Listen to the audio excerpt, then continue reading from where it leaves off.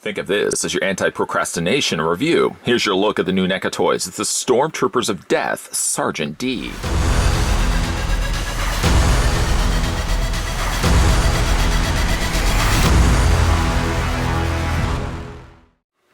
Straight from the cover of SOD's satirical album cover, the band's Sergeant D character comes to life as a clothed action figure. Standing 8 inches tall, he is outfitted with removable helmet and assault rifle.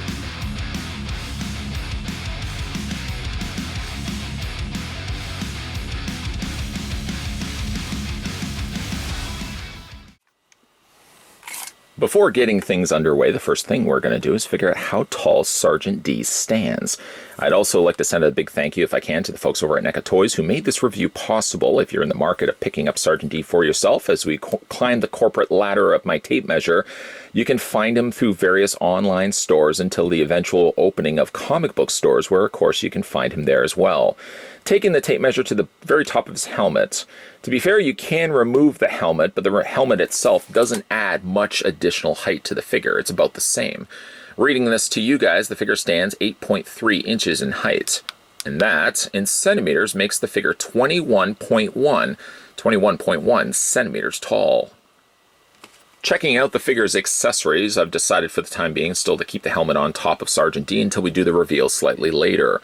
The weapon that comes included with the figure is a machine gun. It seems to either be an M16 or an AR-15 with an under-rocket launcher right underneath the carriage there. It's a similar weapon that we've seen in many 80s action films. One that stands out certainly to me is the action film Predator, starring one Arnold Schwarzenegger. Dutch had a very similar gun in his hand. It's all been done in black plastic, and I'm surprised actually a bit that NECA didn't add some additional paintwork to it. It's only been kept simply just to the black plastic, which is still fine and good. It's a nice looking gun, and I'm sure we've seen this probably been reused. It likely maybe was carried over from a Dutch figure. I'll have to go back and check that. It does have a slightly softer plastic shoulder strap that attaches to the front and attaches to the back. This will allow you to fit this over top of Sergeant D's shoulders if you don't want it displayed in the figure's hands. You can just drape it over the shoulder like that. Or, of course, what you can also do is put it into his hand. One hand is specifically designed for fitting around the trigger. It doesn't so much fit around the trigger. It seems actually that the finger is slightly longer. One thing that could work around that is you could take the finger and bend it a little further back until it fits around the trigger. But it doesn't almost seem like it clears or designed for it.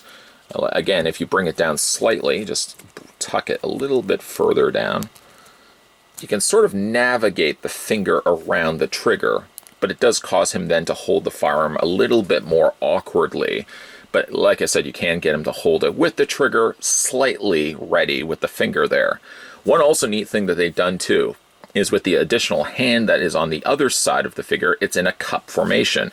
Well, you can then take that and just fit that underneath just the underbody there of the machine gun, and there you can actually have him holding it. This always is something that bothers me when companies, for example, do give you the means to hold a weapon, but not the proper means in the figure to get the hands on both the weapon. Where normally you can get it on this side, but the hand on this side doesn't quite reach it. Here I'm happy to report that at least NECA designed it in such a way that Sergeant D can actually house and hold the, again, whether it is an M16 or an AR-15, but you can at least get him to properly hold it. So kudos done for that. We're going to go ahead and take the firearm just out of his hands, just pull that off there and just remove that, put that to the side. And let's have a look at Sergeant D. Other than for growing up and going to high school with a friend of mine that was big into Stormtroopers of Death, or SOD, as of course the fans would commonly refer to them as. It was only through that I actually was familiar with the band. It wasn't a band that followed with me after my years in high school. In fact, really after that, I changed my taste in music. It really sort of circled around that one friend. You've ever had that happen for yourself, where you followed and listened to music only with the friends that you were currently with. And then after you left those friends, you just didn't follow that band anymore. Well, that was the case here with Stormtroopers of Death. Interesting, certainly, songs if you're into heavy metal. They had some really instant classics that stood out to me at the time of going to high school, but again, not something I listen to too much now. One thing that's really neat with the design of Sergeant D, and I'm sure I'm probably not the only one that has put the connection together, is he does bear, I feel, a little resemblance to Big Ben from that old 86 horror comedy House, if everybody remembers that. Richard Mull played Big Ben, who of course would be Bull in Night Court later on. But I always thought that the design of Sergeant D very much looked like Big Ben. I'm sure there's no connection necessarily, it's just more coincidence than anything else. But it certainly does beg the question if NECA has a lot of these now molds in their repertoire. Certainly they could probably consider the idea of giving this guy a slight retooling and maybe release this guy down the road as Big Ben. You never know. As for his face, it's not completely skeletal. There are still pupils and eyes there in the sockets. It's interesting how he has that malnourished look, where the bones have sunken in, and especially like his eye area, but you still see his eyes. It's kind of interesting the way that they've done that. He does have a cigar that's placed in his mouth. It's not removable, so you can pry it off, I'm sure, if you wanted to, but it would probably be a little bit more difficult to fit back into his mouth. I actually have not even tried to remove it, because his mouth would just be permanently open on the one side anyways. He doesn't have any articulation to speak of. He's got some interesting, nice details done to him as well. Slightly more pale in the overall coloring of the bone, but it's got this stark black brushing of paint that they've added to it.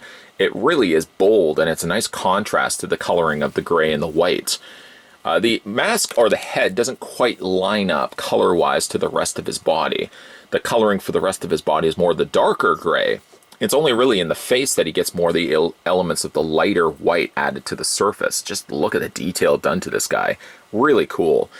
As I said, he does have a removable helmet. You can see some of the detail done to the top there with the camouflage printing and a couple of patches on the front, but this is removable. You can take that off completely. Slightly also soft plastic for the helmet. But as I said when we were doing the measurements for this guy, the helmet doesn't really add that much additional height to him. I mean, for considering how far the helmet goes on the head anyways, I mean, that's why I only factored that in when I did the measurements for him. A nice detailing done to the helmet. I mean, even with or without, it's nice to see at least that NECA put the care into the top of the head with the intended plan that if you were going to be removing this at some given point, at least the head looks fully finished. It doesn't look like they've rushed it at all. I like the scratching, that cross-hatching of detailing that they did to the top of the helmet at the top of the head there. It's really nice the way that they've done that. Slightly more lighter colors here for highlights. Slightly a little bit more darker at the back. The dark on the back doesn't quite have as much the care that was done to the front, but to be fair, it's a little bit more of a closer color to the rest of his body on the back there and the torso underneath. We'll go ahead and put his helmet back on. I just think it looks a little bit nicer. Sometimes I like to tip it slightly so it's not completely leveled straight. As for the rest of his outfit, he's got some military fatigues on. Underneath that is just a standard retrocloth body. They haven't done anything different to that other than just brushing on that little bit of gray on the top. The rest of his body is sort of relegated to just stark black. On the top, though, as for his actual outfit, it's a decent tailored outfit with knot on one side and Sergeant D located along the top. It is very torn and ripped, doesn't completely stretch the full length of his sleeve, and it does have the option then at least that when you roll up the sleeve, even as far up as to the elbow, one thing that's nice about it is it's fully finished. It's not just here, and then if the sleeve happens to move up a little bit more, you see how much there's unfinished underneath that. NECA actually did sculpt that all the way up, so I like the fact that they've done that. The hands are also nicely detailed too. I don't feel like the hands are shared by anything else that NECA has produced for a retro cloth figure. I could be incorrect by that. Perhaps they could have maybe made use of a Freddy hand. That certainly asks the question, but if you look at the type of hand and the way that he's got it for his gesture anyways, these don't seem like hands that could be used for other figures, or vice versa. The fact that this one does have the trigger finger and this one does have the supporting hand to hold the undercarriage of the M16, I don't think that these hands have been used for Freddy Krueger. It certainly doesn't. It's very unlikely. He does have a belt, of course, with a few pockets on both sides. I say few, but there's a generous amount of pockets that stretch all the way around. You can actually detach this.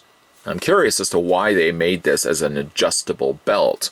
Kind of makes me think that they probably will be using this at some point down the road as well, because it's exactly the exact width of how much you need to clear his waist. So why you would make it more adjustable where this could go closer in doesn't really make much sense to me, because like I said, it fits him perfectly the way it is.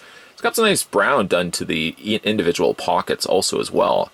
The front snap, or the closure of the belt, is done in a nice silver, which is not a very bright silver either. I think bright silver would have been too extreme. The rest of his coloring on his pants matches, of course, the top of his shirt there, his jacket, which is this military sort of khaki brown. It's got some pockets on the side. They're not really fully functional pockets. That is the case on both sides, but I kind of like that it has a rough look to it.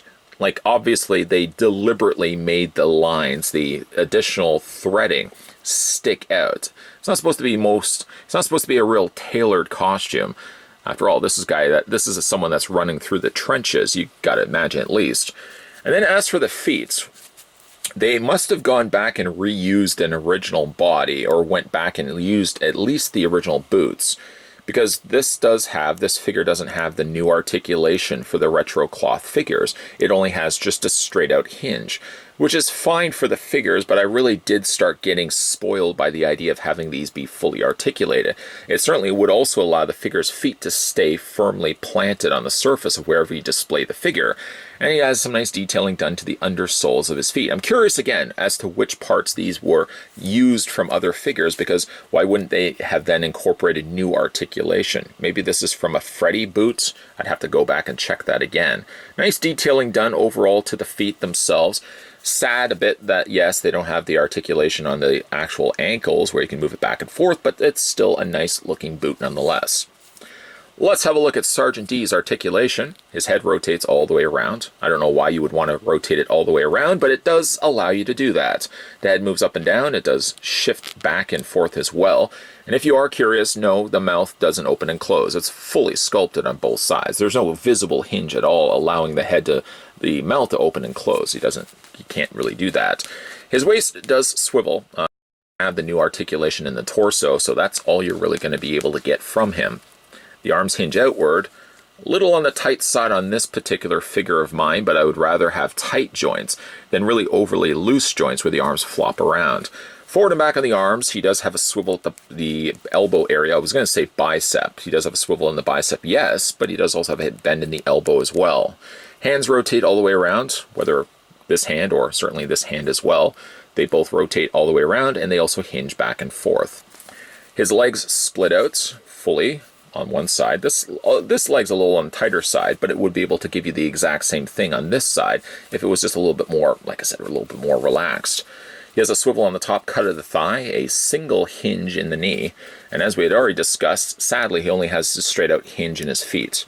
He doesn't possess any of the additional articulation, which is a bit of a sad thing, but nonetheless, he's still a nice looking figure. And the benefit again of these, as I certainly have said in the past, I'm sure at nausea, is the fact that these figures, being that they're presented in retro cloth, means that we get more unique looking characters. Let's put him dead center, right in the middle there. Certainly, again, with this guy being a retro cloth release, I don't think NECA would have, unless they have invested interest in SOD, I can't see them imagining to produce a brand new tooled sculpt of Sergeant D from scratch, because each one of those molds would be very expensive. By utilizing the standard retro cloth body underneath that, and again, going only to change the hands, only to change the feet, and only to change the head, allows them to get a little bit more bang for their buck necessarily. They're re-releasing essentially the exact same figure with a slightly sculpted individual pieces at a lesser cost than having to produce a brand new ultimate figure, which they're not going to do, I don't think, for Sergeant D. He's a nice designed character, and again, looking at him, I can't help but think I'm feeling a little bit of that Big Ben vibe from that classic movie House. Being that they have a lot of these things now at their disposal, the military outfit, which I'm sure they can easily add some additional details done to that. They have the hands, they have the arms, the head could be tooled slightly, and they already have the helmet. I mean, certainly would love to see this guy get re-released, trickled down the road perhaps, as Big Ben from that classic horror film House. I would certainly love to see that and add it to my collection. Not all of NECA's retrocloth figures have to be based on popular franchises that everybody knows. That's sort of the appeal and why I like this line so much. it has the charm to it that NECA can think outside the box. They're not confined to the cost of producing molds from scratch because they're using the exact same body, as I've mentioned time and time again. It allows them to think outside that box and give us obscure characters. Not to say Sergeant D or Stormtroopers of Death are obscure characters or obscure bands, but not everybody's familiar with the band, and not everybody's familiar with Sergeant D. I'm sure a lot of people, when they first saw images surface of Sergeant D, probably thought the exact same thing as me. Big Ben, oh, that's pretty cool. He's coming out from House. That would be a nice figure to add to my collection. Not necessarily the case there, Jack, but it certainly is some potential for something that they could work on down the road, if they have House as one of their franchises and licenses that they can pull from. Stormtroopers of Death is truthfully not a band I listen to much anymore. It was only a time that when I picked up this figure, and again, thank you to the folks at NECA Toys who were nice enough to provide this, did I go back and listen to some of the tracks I may have listened to in high school when I was hanging out with that one friend of mine. My music tastes have changed, but my love for NECA continues to remain the same. And even though this is based on a character of a band that I don't listen to much anymore, I still really like the design of Sergeant D, and for the time being, he may potentially fill the role of Big Ben, until hopefully an inevitable release of him comes from NECA down the road. If you manage to pick up Sergeant D for yourself, let me know down below in the comment section what you guys think of him, or based on this review and this review alone. Also, a question certainly posed to you guys, the members of the mob. Is there a band that you listened to in high school that you only listened to when you were with friends, and it's not something that you listen to anymore because you either don't hang around with those friends anymore, or your tastes have just changed considerably? Let me know down below in the comments section.